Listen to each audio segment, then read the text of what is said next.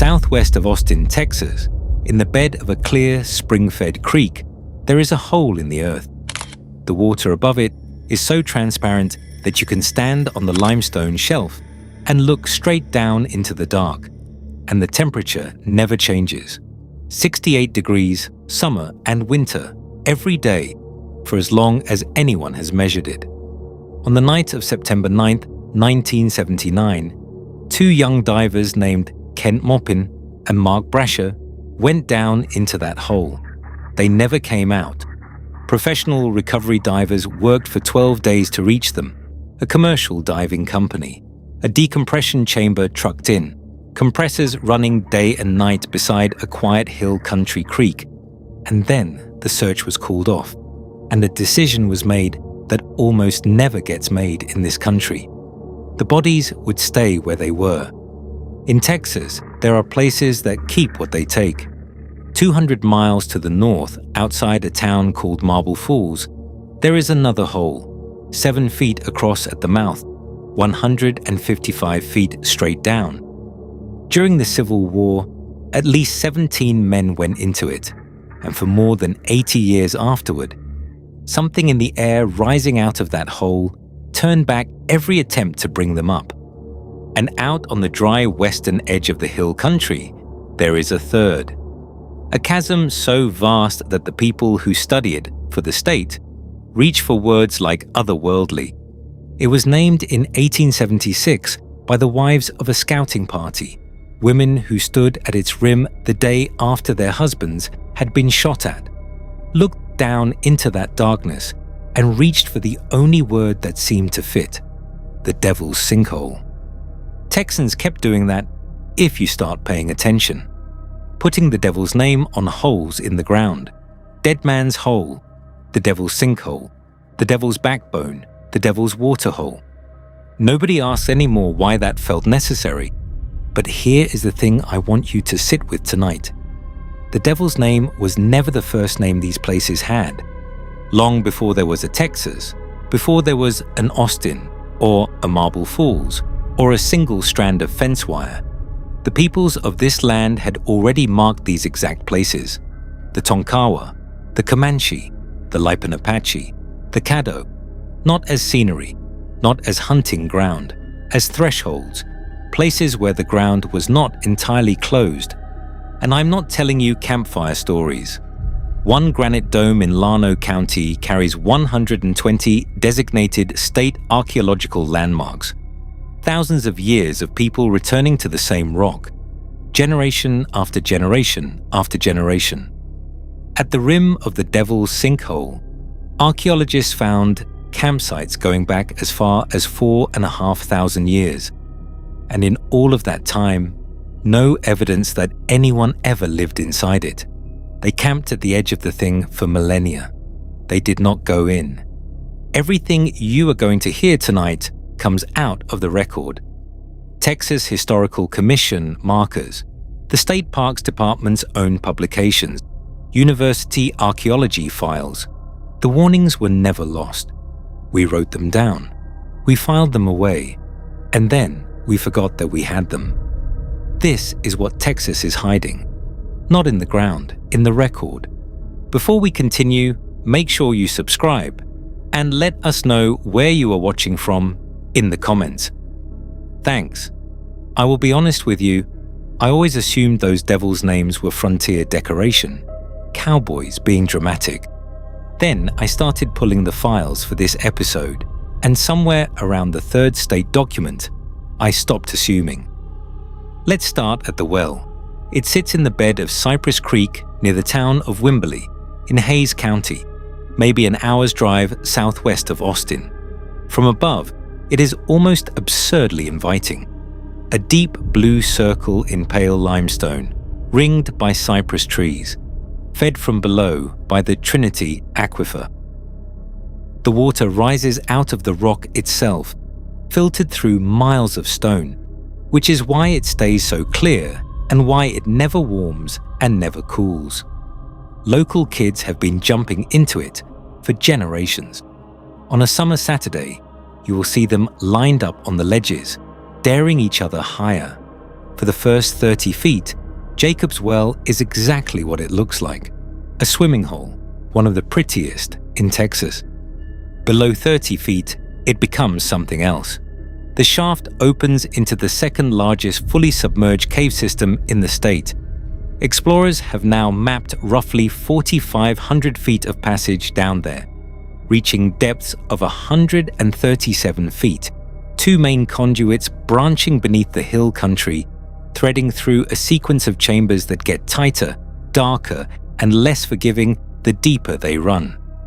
Cave divers who have surveyed it describe the hazards in flat technical language: squeeze passages barely wide enough for a tank, floors of loose silt and gravel that one wrong fin kick turns into a blackout, and a feature they named the false chimney, an opening that looks to a diver low on air and judgment, exactly like the way back to the surface. It is not. The geometry of the place is its trap. The first 30 feet are a straight, sunlit, vertical shaft, the part the swimmers know. Then the cave bends, and keeps bending, curving away into chambers the daylight has never touched. From the surface, Jacob's Well shows you a clean blue tunnel and hides everything that matters. It is, in the most literal sense, a place that puts its best face up. The divers who know it best have never been shy about saying so. The warnings that circulate in that community about this cave are blunt to the point of brutality. Go no further. One of the best known of them runs, because nothing past this point is worth dying for. Cave divers do not write signs like that for atmosphere. They write them because of names they knew. And there is one more property of this place worth understanding before we go any further. Jacob's Well is artesian. The water is not sitting in that shaft, it is rising out of it, pushed up from the aquifer under its own pressure. Which means a diver going down into Jacob's Well is swimming against the well itself. The spring spends every second of every day pushing back toward the surface, as if the system had an opinion about which direction you should be moving. Between 1964 and 1984, at least 9 divers died in Jacob's Well, 8 men and 1 woman. Most of them were open water divers, people trained for lakes and oceans, not for caves, drawn down by clear water, and the oldest mistake in diving, which is believing that being able to see the way in means you will be able to see the way out. The night that changed everything came in September of 1979. A group of friends arrived at the well close to midnight, planning a dive, and despite the hour, 2 of them went down first on an early investigatory descent. Then Kent Maupin and Mark Brashear went in, down toward the deep chambers, toward the place divers spoke about almost in whispers, a legendary 4th room that very few people had ever reached. They did not come back up. What followed was one of the strangest recovery operations in Texas history. A professional diving company brought in a decompression chamber and banks of compressors. Their divers spent the better part of a week painstakingly clearing a collapsed, gravel-choked opening deep in the system, trying to reach the chamber where the 2 men had to be. Then the operation paused for 2 days, and when the divers went back down, they found that the passage they had spent a week clearing had closed itself again. The gravel had flowed back in. They were, in their own assessment, right back where they had started. I want to be careful here, because 2 families lost sons in that water, and there is nothing supernatural about gravity and loose gravel in a flooded cave. But I will also tell you that when I first read that detail, the well quietly undoing a week of human work in 2 days, I sat back from my desk for a minute. 12 days after Maupin and Brashear died, the search was called off. A second team of divers brought in for another opinion confirmed what the first crew had already admitted to themselves. The bodies could not be recovered. The best thing anyone could do was leave the 2 men where they were and seal the way in. There is one more piece of this story. and it comes from the long account published years later in Texas Monthly.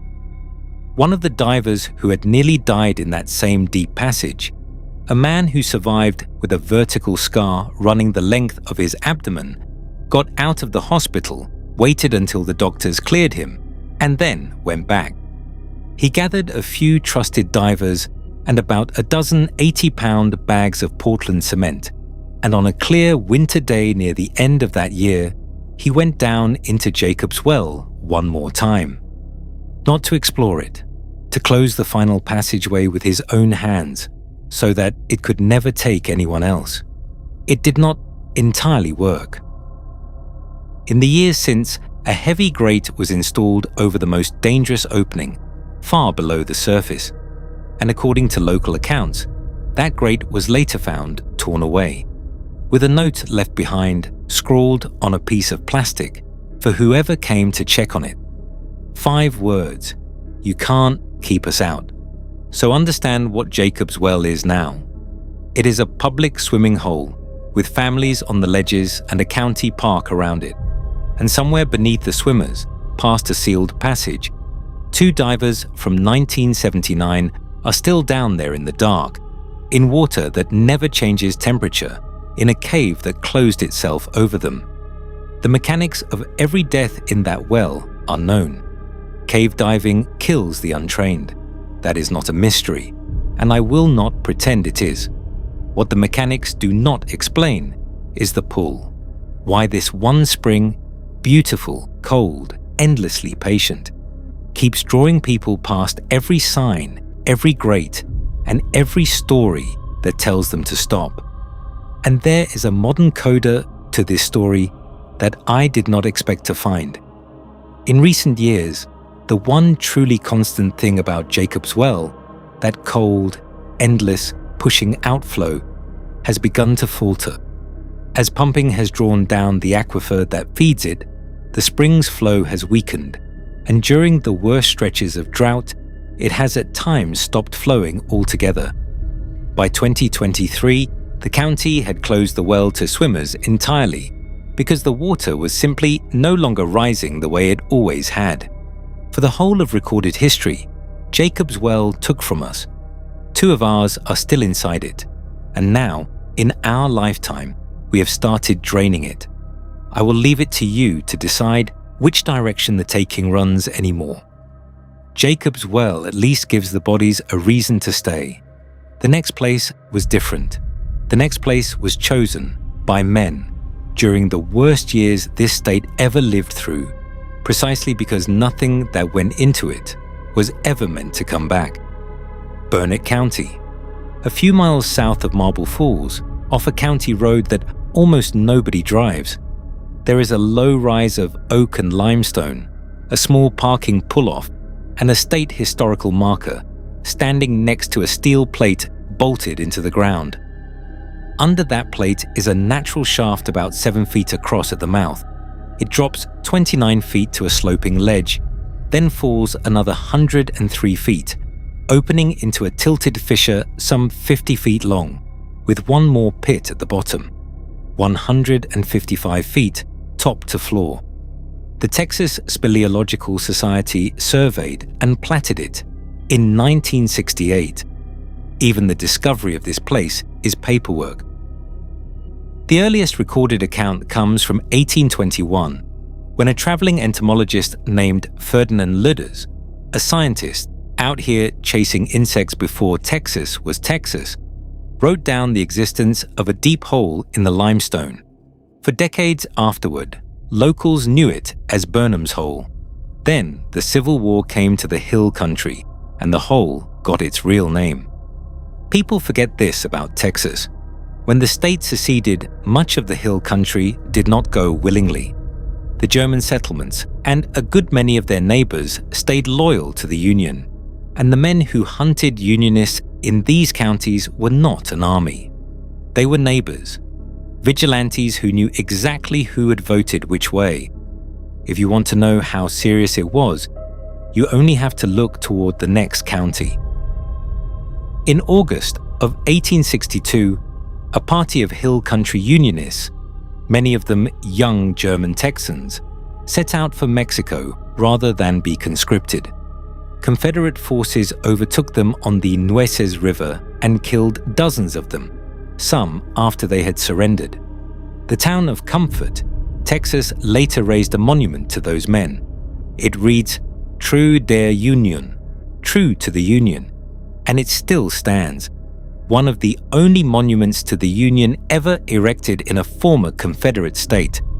That was the hill country these years made. And in Burnett County, the men doing the hunting had a problem every killer has: what to do with the bodies. Their answer was a hole in the limestone that had no bottom anyone had ever seen. The historical marker beside the hole, Texas Historical Commission marker number 11772, erected in 1998, states it plainly. During those years, this shaft is believed to have become the dumping ground for as many as 17 bodies. Some of them have names. John R. Scott, a Burnett County judge deemed a Union loyalist who tried to flee toward Mexico and was gunned down before he made it. A settler named Adolph Hopp, several Reconstruction-era county officials, and later a man named Ben McKeever, killed after a conflict with local freedmen. 17 is the marker's number. Local legend has always insisted the true count was closer to 36. I will give you the marker's number as fact and the legend as legend, and let you sit with the gap between them. An oak tree once stood directly over the mouth of the hole. The marker records what people said about that tree for 100 years, that its bark carried rope scars. And then there is the detail that, for my money, makes Dead Man's Hole one of the strangest places in this state. When the war ended and Reconstruction came, and people finally wanted to bring the dead up out of that hole, they couldn't. Gases rising from the shaft turned back every attempt at a full descent. Men went partway down on ropes in the late 1860s and hauled up what bones and scraps of clothing they could reach. But the bottom of Dead Man's Hole stayed out of reach, not for a season, not for a decade. According to the Texas Historical Commission, powerful gases prevented thorough exploration of the site until 1951. 80-some years. 4 generations of Texans lived and died around Marble Falls, while that hole held its dead and would not give them up. When University of Texas cavers finally reached the lower fissure in the 1950s, they came back reporting what the old accounts had always claimed: bad air down in the dark. We know about the early recovery attempts through a chain of named witnesses, which is the only kind I trust. The late state Senator Walter Richter researched and wrote the historical narrative that earned this site its marker, and he built it partly from interviews with his own grandfather, who was one of the men lowered on a rope into that hole to bring up bones and clothing. The Richter family had a personal stake in the work. One of their own ancestors was among the men murdered and thrown in. His descendants still live on the family ranch near Marble Falls today. Stand at Dead Man's Hole now, and there is almost nothing to see. A plate of steel, a marker, a vent slot, where visitors sometimes drop a pebble through and listen to it, knock its way down into the dark, until the sound simply stops. And here is the question I could not stop turning over while researching this place. Dead Man's Hole is the one location tonight where we know exactly what happened. Names, dates, motives, all of it human, all of it documented. There is no mystery about who filled it. The mystery is the 80 years afterward, a hole that men chose because it would not give up the dead, and then, for 4 generations, would not give up the dead. Even the most ordinary explanation, gas, seeping up out of the dark, only tells you what was in the air. It does not make the fact of it feel any smaller. The state of Texas put a lid on it and a plaque beside it.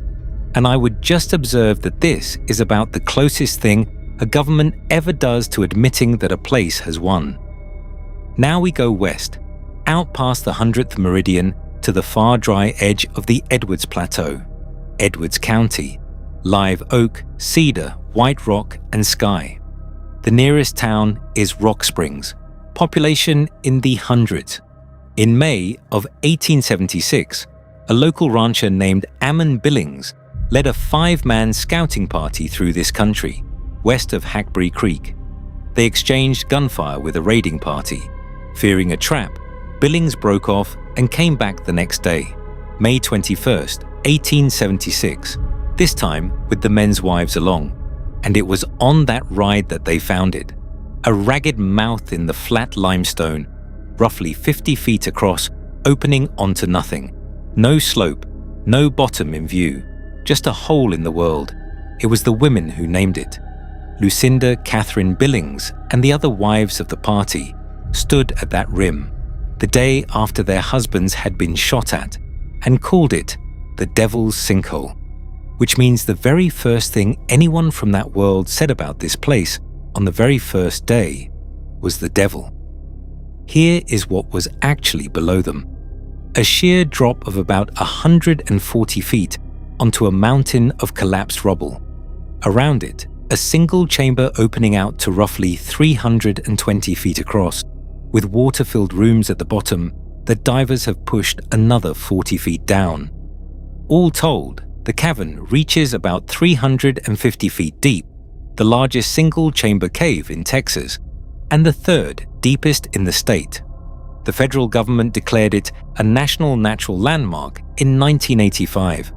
The earliest explorer anyone can prove left his signature in the rock itself, H.S. Barber, carved into the stone with a date, October 19th, 1889. If you visit at dusk in summer, you will see the thing the sinkhole is famous for today.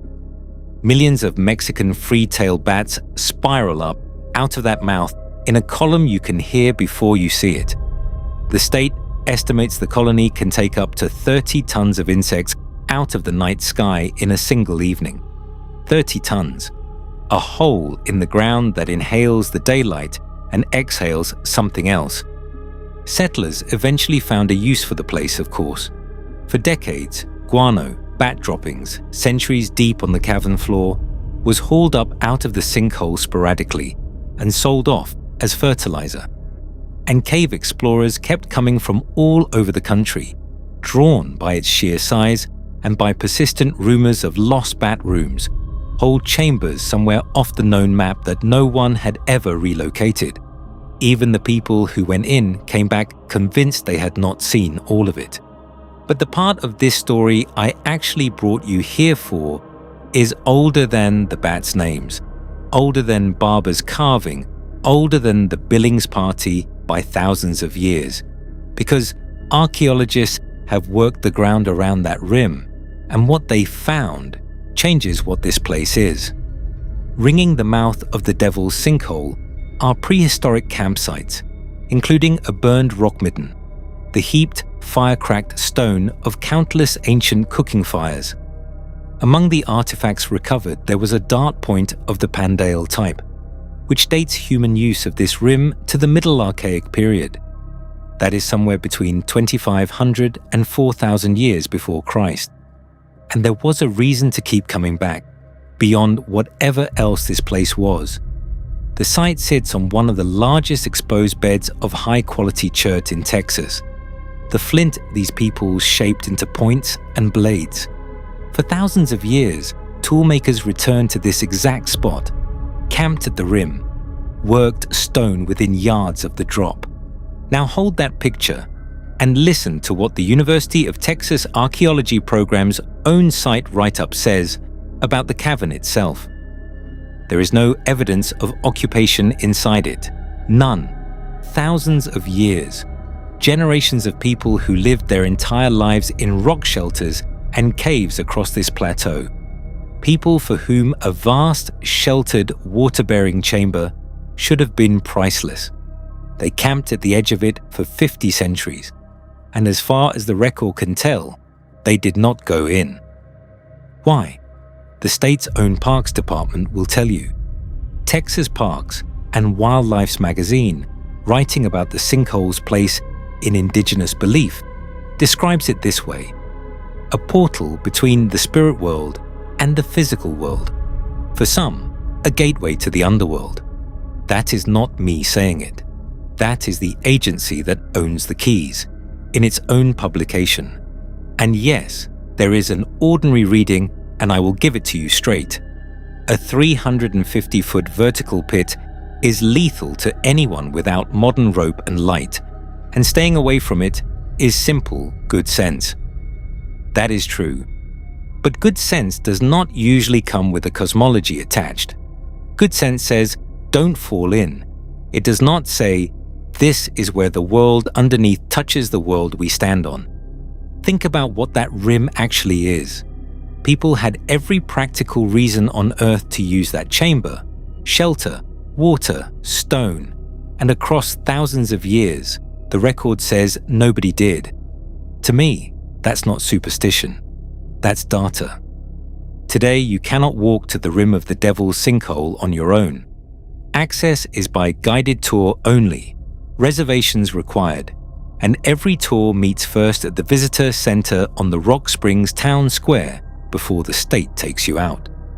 The same agency that printed the word underworld is the one deciding who gets to stand at the edge. And even on the official tour, you do not go down. Visitors view the cavern from a platform built at the rim.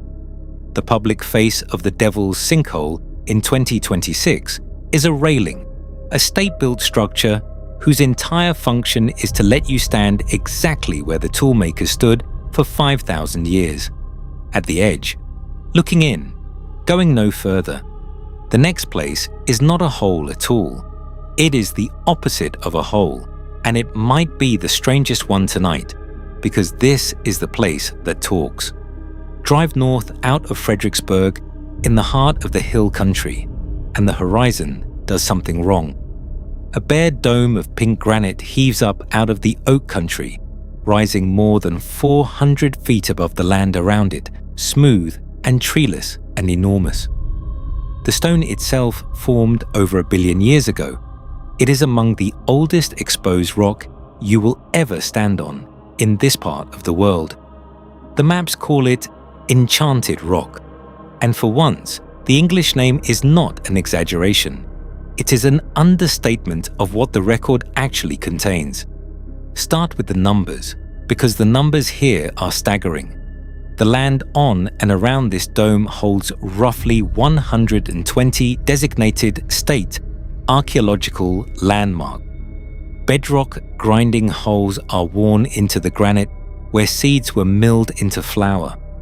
The human history of this rock runs back thousands of years, not visits, but returns. Generation after generation, for longer than most civilizations have existed, people came back to this one dome. Even the dome's small details refuse to behave.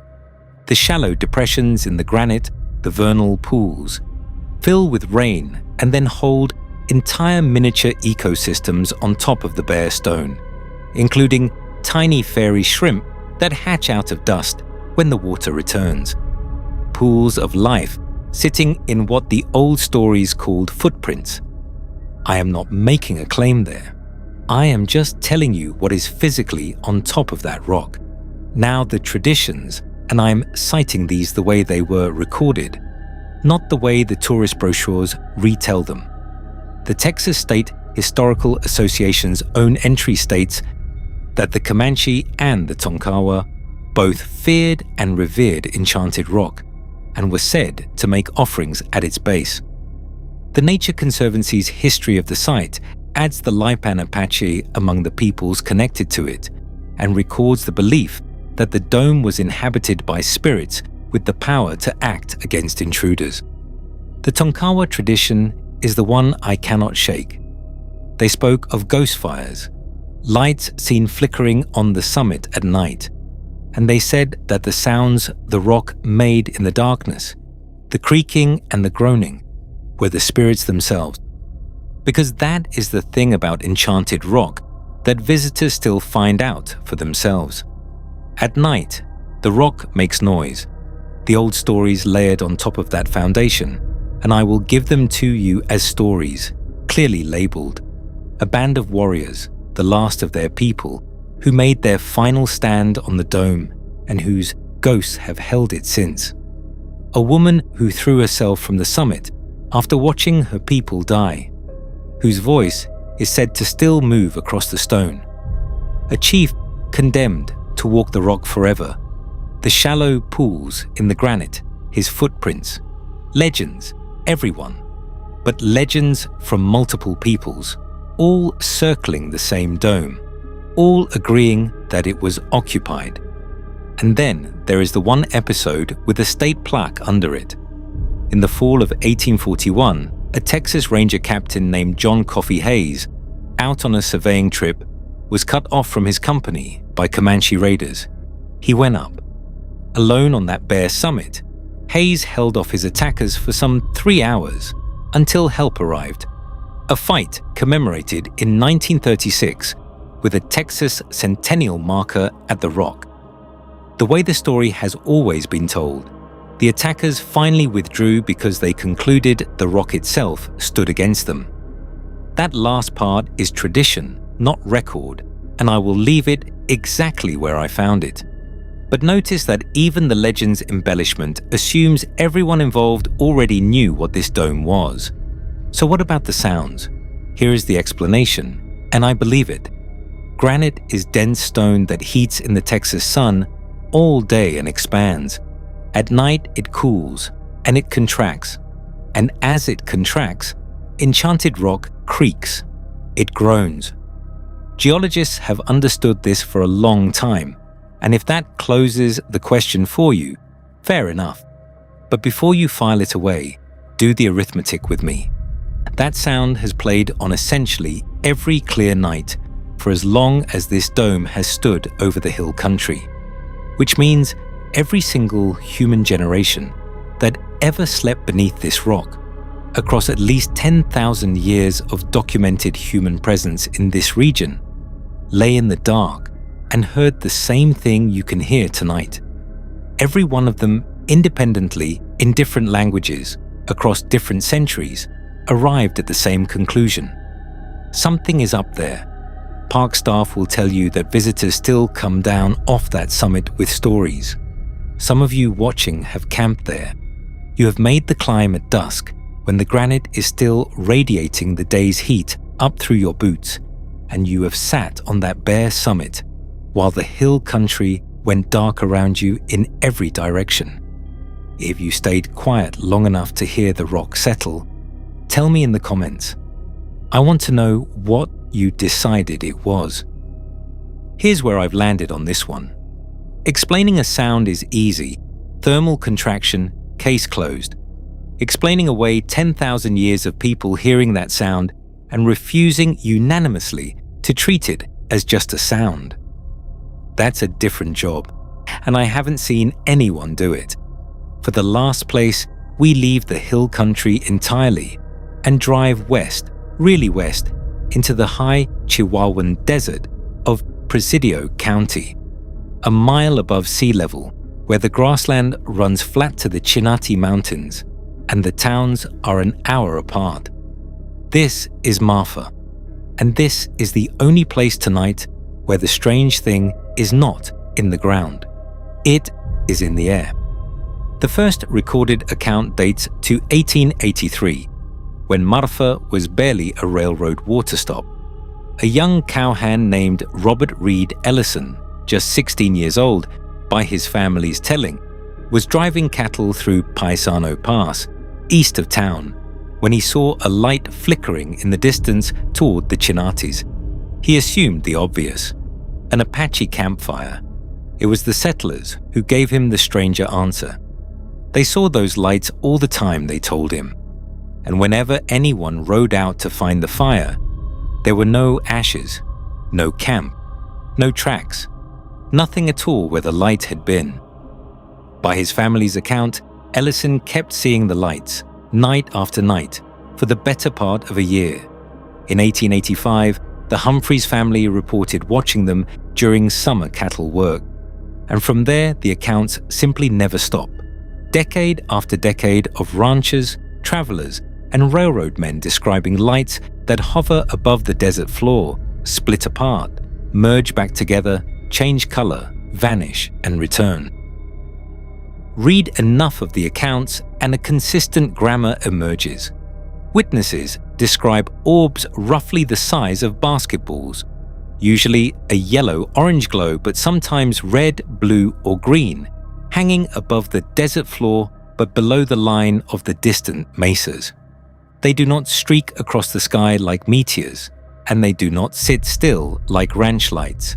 They drift, they divide, two become one becomes none, and then, some minutes later, it is back. During the Second World War, by repeated account, airmen training in West Texas went looking for the source from the air. They came back with nothing.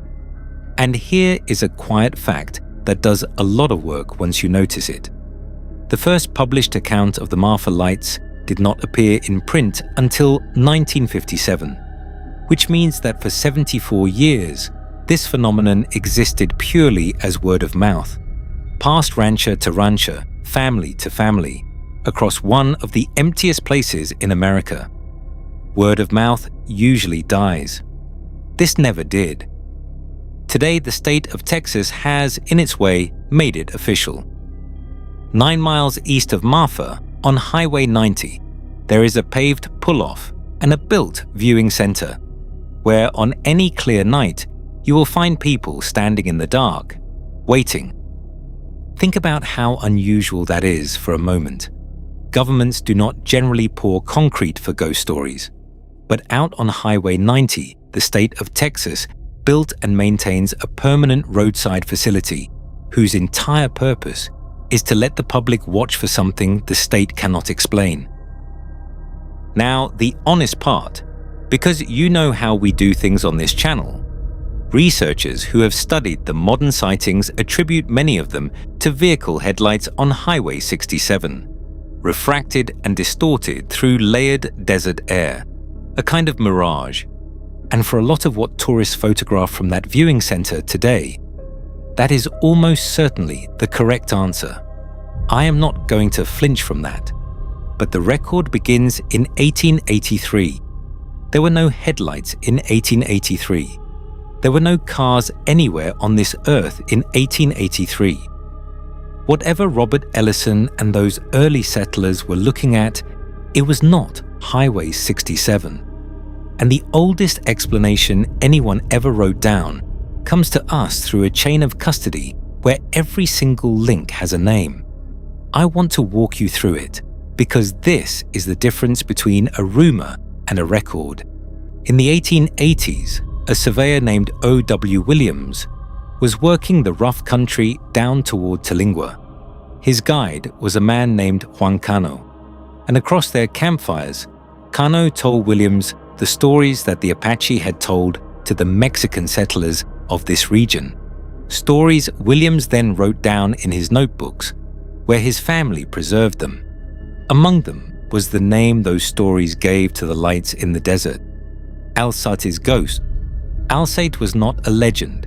He was a real man, an Apache leader of the Mescalero country along the Rio Grande, in the last years when that life was still possible. He was captured by Mexican authorities, and he was executed. The histories differ on the details of how he was taken, and I am not going to fill those gaps for drama. What matters is what the story said afterward.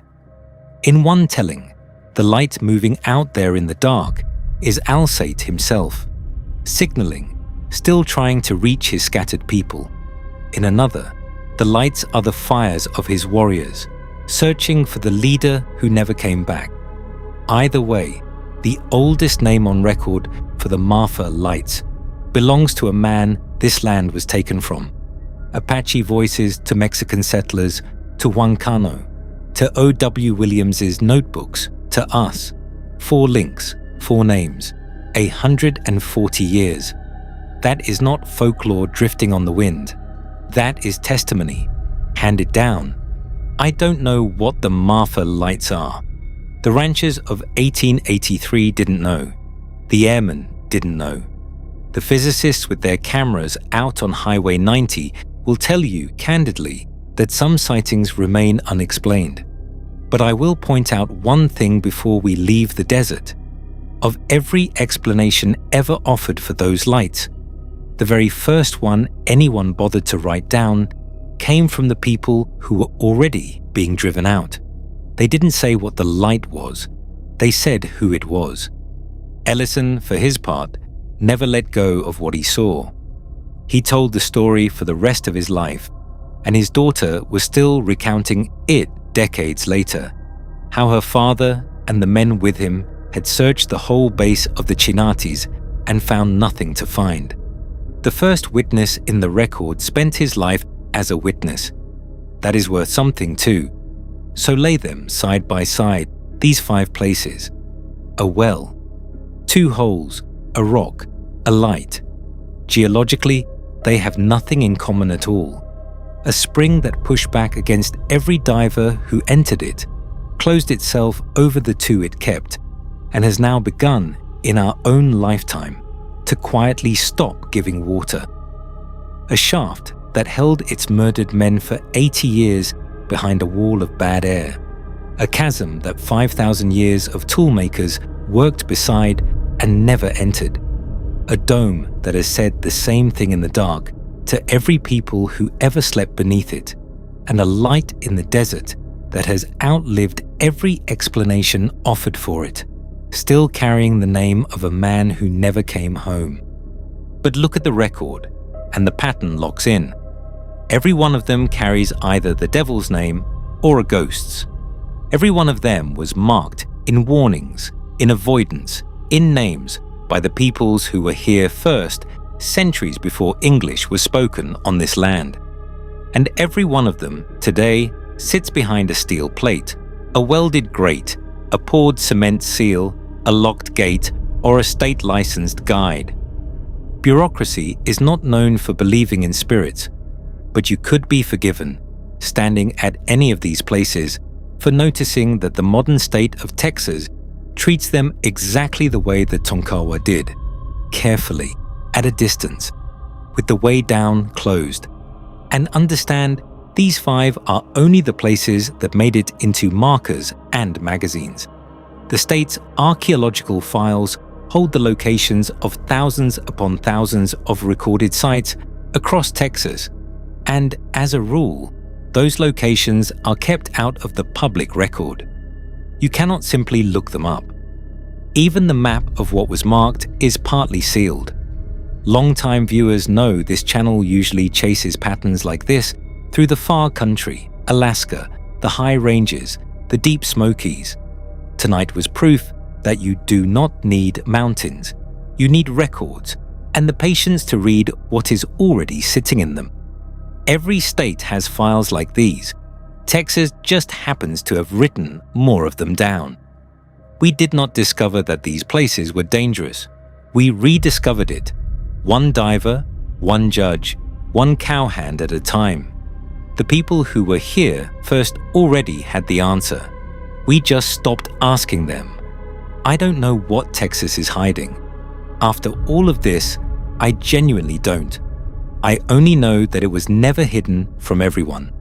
And if you're watching from Texas, especially if you're Comanche, Tonkawa, Lipan Apache, or Caddo, and your family kept names for places like these, I read every comment on this channel. I would be honored to hear them. Comment Paisano below, so I know who made it to the end. If tonight took you somewhere you didn't expect, subscribe, because there are more places like these, in Texas and far beyond it, and we are going to visit them together. And consider checking this video if you want to see more strange locations.